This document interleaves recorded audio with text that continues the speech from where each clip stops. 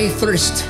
Kung bakit po sinambit ng Panginoong Jesus ang katagang ito, I thirst, ay upang matupad na po ang sinasabi ng kasulatan. John chapter 19 verses 28 to 29.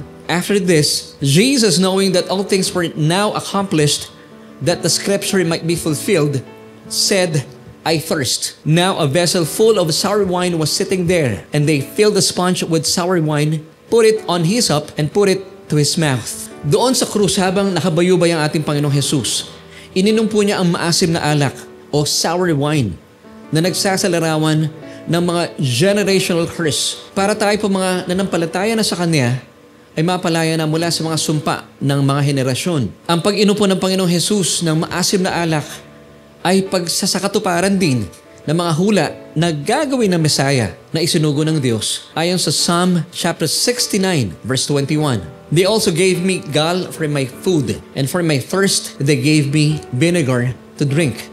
Jeremiah chapter 31 verse 29. In those days they shall say no more, the fathers have eaten sour grapes, and the children's teeth are set on edge. Kaya naman magalak ka, anak ng Diyos, dahil hindi mo na aanihin pa ang tinatawag na ancestral sins o ancestral faults na tinutukoy ng Numbers chapter 14 verse 18. The Lord is long-suffering and abundant in mercy, forgiving iniquity and transgression. But He by no means clears the guilty, visiting the iniquity of the fathers on the children to the third and fourth generation.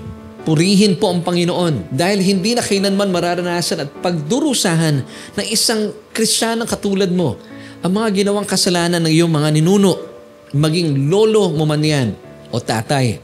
Dahil doon sa krus, ininom na po ng ating Panginoong Jesus ang sumpa ng mga henerasyon o generational curses sa pamagitan po ng maasim na alak na idiniit sa kanyang mga labi. At ito nga po ang dahilan kung bakit sinambit ng Panginoong Jesus ang ikalimang wika, I thirst. Pakatandaang hindi po ang mga pako ang nagpanatili sa krus sa ating Panginoong Jesus, kundi ang pagmamahal niyang laan sa atin ng lubos.